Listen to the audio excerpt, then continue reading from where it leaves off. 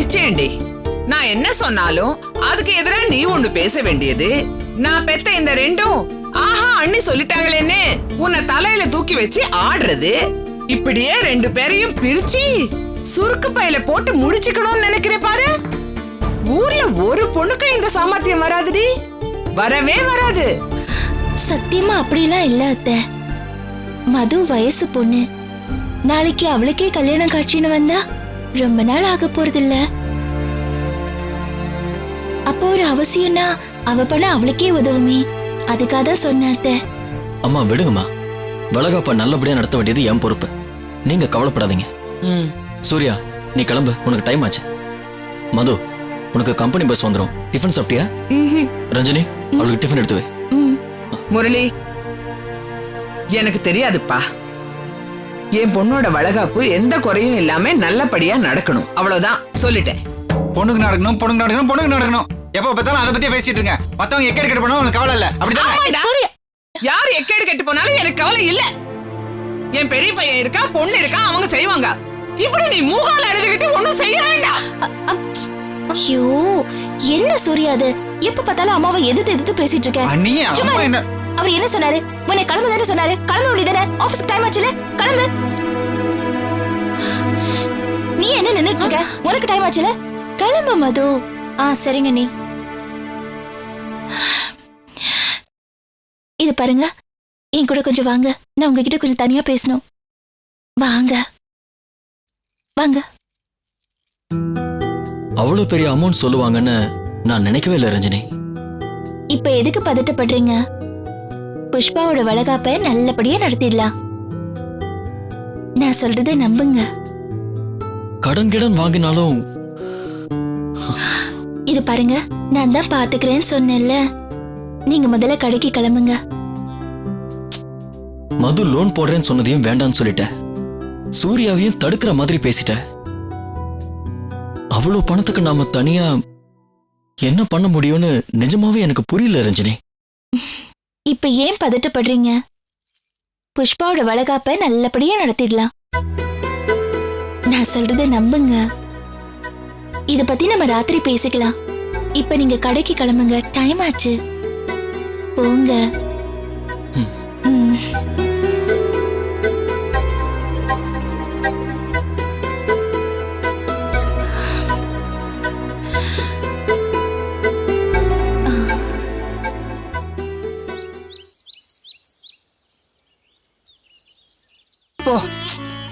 என்னம்மா இது? நான் என்ன நடந்தா வந்தேன்? ஆட்டோல தானே வந்தேன். இது பாரு, இனிமே ஆட்டோல எல்லாம் வரக்கூடாது. கடவுளே கர்ப்பத்துல இருந்தாலும் இந்த கார்ப்பரேஷன் ரோட்ல ஆட்டோல வர்றது ரொம்ப ரிஸ்க். இந்த குடும்பத்துக்கு முதல் வாரிசு கொடுக்க போற பொண்ணு நீ கொஞ்சம் எச்சரிக்கையா இருக்க வேண்டாம்? இரு, குடிக்க ஏதாவது கொண்டு வா. இது வேணாமா, நீ உட்காரு. அம்மா அண்ணி ஸ்கூலுக்கு போயிட்டாங்களா? அவளுக்கு என்ன, இஸ்திரி போட்ட புடவையை இழுத்து சொருவனோமா, பேக மாட்டிக்கிட்டு கிளம்புனோமான்னு 8 அடிச்சா கிளம்பிடுறா. அப்போ சமையல்? அத என்னத்த சொல்றது போ. அலாரம் வச்சு 4 மணிக்கு எழுந்து கடனேன்னு என்னமோ ஒண்ணு டிஃபன் சாப்பாடுன்னு செஞ்சு வச்சுட்டு போயிடுறா. 1 மணிக்கு அந்த சோத்தை திறந்தா சாப்பிடவா தோணுது? என்னமோ பழையது திங்கிற மாதிரி தான் இருக்கு. வேலைக்கு போறவங்க அதையாவது செய்யறாங்களேமா. அவ பேச்சு இப்ப எதுக்கு? நீ எப்படி இருக்க? செக்கப்புக்கு எல்லாம் ஒழுங்கா போறியா? மாப்பிள்ள உன்னை நல்லா பாத்துக்கிறாரா? இது பாரு, பெருக்கிறேன் தொடைக்கிறேன்னு பெரிய வேலையெல்லாம் எடுத்து போட்டுக்காத. நீ ஜாகிரதையா இருக்கணும்டி. குழந்தைய பெத்துக்கிட்டு நீ பத்திரமா வீட்டுக்கு திரும்பி வர்ற வரைக்கும் நான் வயித்துல நெருப்பு தாண்டி கட்டிக்கிட்டு இருப்பேன்.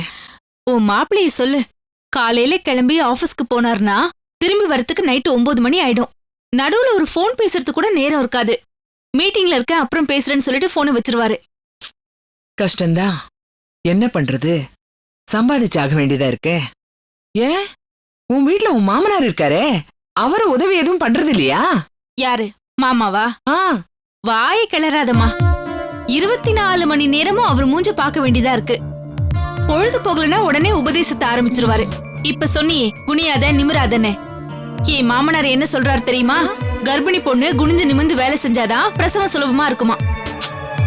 பழம் பெரிச்சாலுங்க எப்பவுமே அப்படிதான். நீ மாப்பிள்ள கிட்ட சொல்லி சமையலுக்கு ஒரு ஆளை போட சொல்லு. நல்லா தானே சம்பாதிக்கிறாரு. வீட்ல ஒரு பொண்ண வேலைக்கு போட்டா உனக்கும் பேச்சுக்கு துணையாவும் இருக்கும், வேலையும் ஆகும். அதெல்லாம் அவர் சொன்னா கேட்கவே மாட்டாருமா.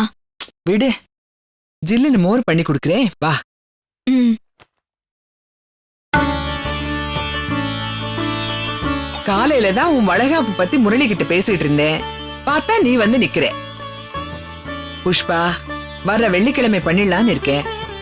முரளி எல்லாத்தையும் பாத்துக்கிறேன்னு சொல்லிட்டான். அம்மா, அண்ணி என்ன சொன்னாங்க? அவன் என்னத்த சொல்றது? ஊர்ல உலகத்துல இல்லாத உத்தமியா வேஷம் போட்டு ஆடுறா பாரு. அப்பப்பா, உங்க அண்ணியோட ஆட்டத்தை தாங்க முடியலடி. அம்மா, ஏமா இப்படி எல்லாம் சொல்ற? உனக்கு ஒண்ணும் தெரியாது புஷ்பா.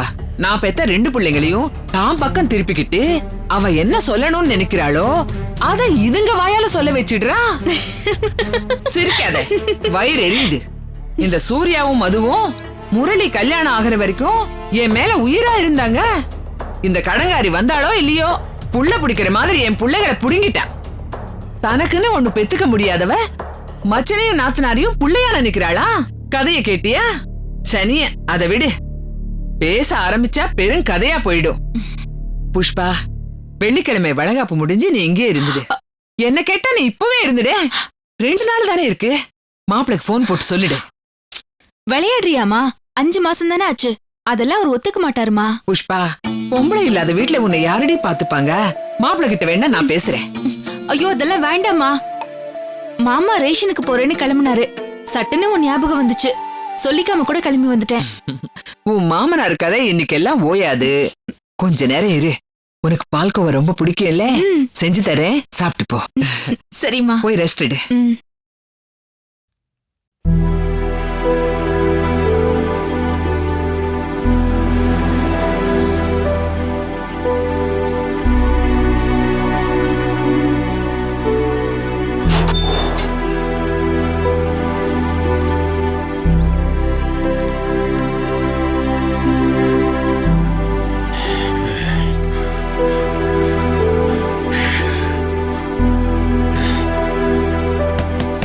புஷ்பா,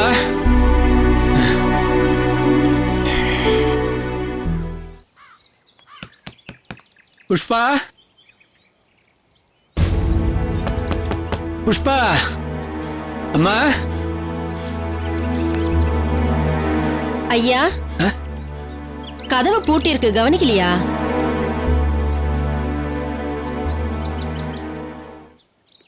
ஏம்மா, புஷ்பா இங்க கடைக்கு போயிருக்காளா? உங்ககிட்ட சாவி கொடுத்துட்டு போயிருக்கலாமா? இல்லைங்க ஐயா, என்கிட்ட ஒண்ணும் கொடுக்கல. நீங்க காலம்பர போனப்போ உங்க பின்னாடியே கிளம்பி போனாங்க. அப்ப பார்த்ததுதான் நானும். காலையிலையா? காலையில 10 மணிக்கு கிளம்புன, இப்ப மணி 12. 2 மணி நேரமா எங்க போயிருப்பா? ஏம்மா, உங்ககிட்ட ஒன்னும் சொல்லலையா? இல்லைங்க ஐயா, ஒன்னும் சொல்லலையே. மாசமா இருக்கிற பொண்ணு தனியா எங்க போனா? கடவுளே, உடம்புக்கு ஏதாவது சரியில்லையா? டாக்டரை பார்க்க போயிருப்பாளோ? ஐயோ, எனக்கு படபடன்னு வருதுமா. பொம்பளை இல்லாத வீடு, தனியா விட்டுட்டு போனோம் பாரு. என்ன சொல்லணும்? ஏம்மா, உங்க வீட்டுல ஒரு போன் பண்ணிக்கலாமா? ஐயா, நீங்க இங்கேயே இருங்க, நான் போய் செல்போன் இங்கேயே எடுத்துட்டு வரேன். சரி சரி.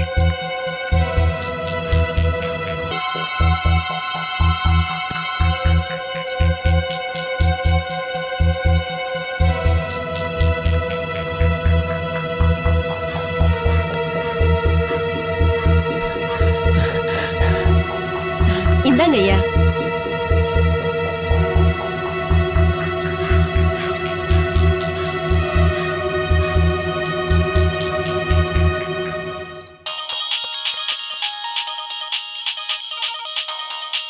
ஹலோ, இளங்கோ, புஷ்பா உனக்கு ஃபோன் பண்ணாளா? புஷ்பாவா? இல்லையப்பா, என்ன விஷயம்? உனக்கும் ஃபோன் பண்ணலையா? எங்க போனான்னு தெரியலடா. ரேஷனுக்கு போயிருந்தேன். வீட்டுக்கு வந்து பார்த்தா கதவு பூட்டி இருந்ததுடா. எதிர் வீட்டம்மாவை கேட்டா சாவி கொடுத்துட்டு போலங்கிறாங்க. எனக்கு படபடன்னு இருக்கு. புஷ்பாவுக்கு என்னாச்சுன்னே தெரியலப்பா. எங்கடா போயிருப்பா? அப்பா, கவலைப்படாதீங்கப்பா, ஒன்றும் இருக்காது, நான் பார்த்துக்கிறேன். இல்லப்பா, 10 மணிக்கு நான் கிளம்புறப்போ புறப்பட்டான்னு சொல்றாங்க. 2 மணி நேரம் ஆச்சு. மாசமா இருக்கிற பொண்ணு உடம்புக்கு ஏதாவது முடியலையா? என்னமோ ஏதோன்னு மனசு கிடந்து அடிச்சுக்குதுடா. நான் பார்த்துக்கிறேன்னு சொல்றேன்லப்பா, நீங்க ஒன்றும் கவலைப்படாதீங்க. இப்போ நீ எங்க இருக்கீங்க? நம்ம வீட்டு வாசல்ல தாண்டா இருக்கேன். ஒரு 10 நிமிஷம் எதிர் வீட்டுல போய் உட்காருங்க. என்கிட்ட இருக்கிற சாவியை பியூன்ட்ட கொடுத்து அனுப்புறேன். டேய், நான் புஷ்பாவை பத்தி கவலைப்பட்டுக்கிட்டு இருக்கேன். நான் வாசல்ல நிக்கிறத பத்தி கவலைப்பட்டுக்கிட்டு இருக்கேன். என்ன விடுறா நீ? புஷ்பா எங்க போனான்னு தெரியலையடா. அப்பா, அவ எங்க போயிருப்பா? இங்க இல்லைன்னா அம்மா வீட்டுக்கு தான் போயிருப்பா. நீங்க முதல்ல போய் எதிர் வீட்டுல போய் உட்காருங்க. தண்ணி குடிங்க, கொஞ்சம் ரிலாக்ஸ் பண்ணுங்க. 10 நிமிஷத்துல அங்க சாவி வரும். இன்னும் 1 ஹவர்ல புஷ்பா அங்க இருப்பா.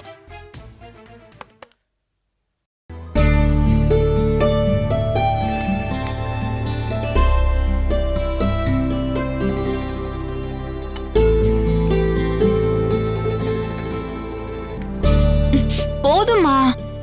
உன்னை நினைச்சாதாண்டி எனக்கு ரொம்ப கவலையா இருக்கு. ஒண்ணுமே சாப்பிட மாட்டேங்கிற. ஒரு டம்ளர் மோர் குடிச்சிட்டு அதுவே போதும்னா இப்படி. அம்மா நான் பார்த்து கேட்டாலே வேணாங்கிற. அந்த வீட்ல உன்னை சாப்பிட்டியா என்ன வேணும்னு கேக்குறதுக்கு ஆளே இல்லையேடி. அதெல்லாம் ஒரு பிரச்சனையே இல்லம்மா. பசிச்சா சாப்பிடாம என்ன, ஒழுங்கா தான் நான் சாப்பிடுறேன். நீ தேவையில்லாம கவலைப்படாத. என்னமோ போ. முரளி கல்யாணமே 6 வருஷம் காத்திருந்தோம். உங்க அண்ணியால இந்த வீட்டுக்கு ஒரு வாரிசை பெத்து தர முடியல. பட்ட மரமா தான் உட்கார்ந்திருக்கா. உனக்கு தான் முதல்ல அந்த பாக்கியன்னு கடவுளே எழுதி வச்சுட்டாரு. சந்தோஷமா தாண்டி இருக்கு.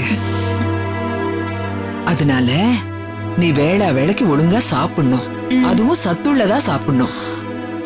ஆமா, டானிக் எனக்குன்னு எழுதி கொடுப்பாங்களே, அதெல்லாம் நீ சாப்பிடுறது இல்லையா? உள்ள இருக்கிற குழந்தையோட ஆரோக்கியம் நீ ஆரோக்கியமா என்ன எடுத்துக்கிறேங்கிறதுல தான் இருக்கு. அந்த வீட்ல 2 ஆம்பளைங்க. அவங்களுக்கு என்ன தெரியும்? பெத்து கொடுத்தா என் புள்ள என் பேரன்னு உச்சி மோந்து கொஞ்சம் தெரியும். புள்ள பெத்து வர வரைக்கும் பொண்ணுக்கு என்ன தேவைன்னு அம்மாவுக்கு தானடி தெரியும்.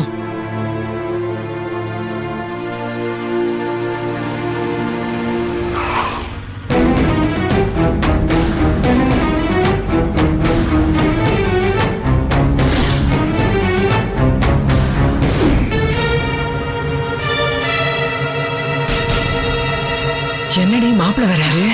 வாங்க மாப்பிள்ள, வாங்க. தெரியும்டி எனக்கு. ஆண்டி எப்ப நகருவான், மரத்தை எப்ப மூடிட்டு கிளம்பலான்னு காத்துட்டு இருந்தியா? அங்க ஒரு மனுஷன் உன்னை காணுமேன்னு கவலைப்பட்டு இருக்காரு. இங்க அம்மா வீட்டுல உட்காந்து பால்கோவா சாப்பிட்டு இருக்கியா? என்னங்க, நான் இப்பதாங்க வந்தேன். இந்த பார், மணி 12:30. நீ எப்ப கிளம்புற நான் சொல்லட்டுமா? என்ன மாப்பிள்ள இது? வந்ததும் வராதுமா. உட்காருங்க, உட்கார்ந்து பேசுங்க. அத்தை, நான் உட்கார வரல. எங்க அப்பா அங்க ரேஷனுக்கு போயிருந்தப்ப இவ சொல்லாம உங்களாம் வீட்டை பூட்டிட்டு வந்திருக்கா. 2 மணி நேரமா இவளை காணுமே, எங்க போனாலும் என்ன ஆச்சோன்னு அந்த மனுஷன் தவிச்சிட்டு இருக்காரு.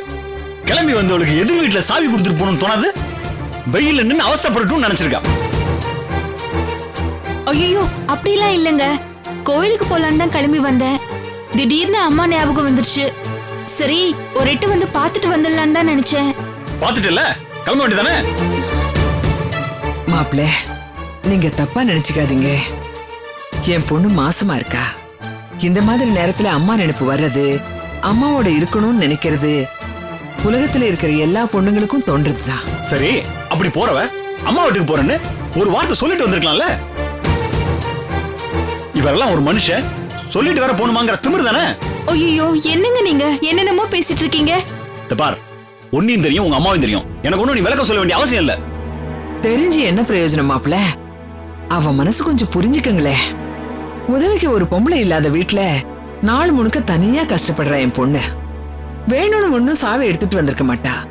10 நிமிஷம் தூரம் தானே, போயிட்டு வந்துடலான்னு நினைச்சிருப்பா. மத்தவங்க குத்தம் சொன்னா கூட என் பொண்டாட்டி அப்படி இல்லைன்னு சொல்ல வேண்டிய இடத்துல நீங்க இருக்கீங்க. நீங்களே அவளை புரிஞ்சுக்காம பேசினா எப்படி மாப்பிள்ள? புரிஞ்சதுனாலதான் நேரா இங்க வந்தேன். எங்க அப்பா இவளுக்கு உடம்பு சரியில்லாம போயிடுச்சோ, இல்ல டாக்டருக்கு போயிருப்பாளோ, எனக்கு போன் பண்ணி சொல்லிருப்பாளோ, வேற யாருக்காவது போன் பண்ணி சொல்லிருப்பாளோ, அவர் தவிப்பு இருக்கே. அது உங்களுக்கு புரியாது. உங்களுக்கு உங்க பொண்ணு முக்கியம்னா எனக்கு எங்க அப்பா முக்கியம். இத நீங்களும் புரிஞ்சுக்கணும், உங்க பொண்ணும் புரிஞ்சுக்கணும். ஏங்க இப்படி முகத்துல அறிஞ்ச மாதிரி கோவமா பேசுறீங்க? எங்க அம்மா வயசுல பெரியவங்க தானே. தெரியும், மரியாதைன்னா எனக்கும் என்னன்னு தெரியும். ஆனா உனக்கு தான் என்னன்னு தெரியாம இருக்கு. அப்பா கிட்டையும் சொல்லாம சாவியும் கொடுக்காம புறப்பட்டு வந்திருக்கேன்னு தெரிஞ்ச உடனே கிளம்பி உடனே உங்க அம்மா வாசோட திருப்பி அனுப்பிச்சிருந்தாங்கன்னா அவங்கள கையெடுத்து கும்பிட்டுருப்பேன். அவர் எப்படி போனா நமக்கு என்னன்னு உன்னை உட்கார வச்சு ஊட்டி விட்டுட்டு இருக்காங்க பாரு. அதை நினைச்சதான் எனக்கு ஆத்திரமா வருது. இந்த பார், எனக்கு பேசிட்டு இருக்க நேரம் இல்ல. இஷ்டம் இருந்தா வீட்டுக்கு போ, இல்லைன்னா இங்கே இருந்துக்க. எனக்கு நிறைய வேலை இருக்கு. எனக்கு நில்லுங்க. விடு. மாப்பிள மாப்பிள என்னம்மா இது?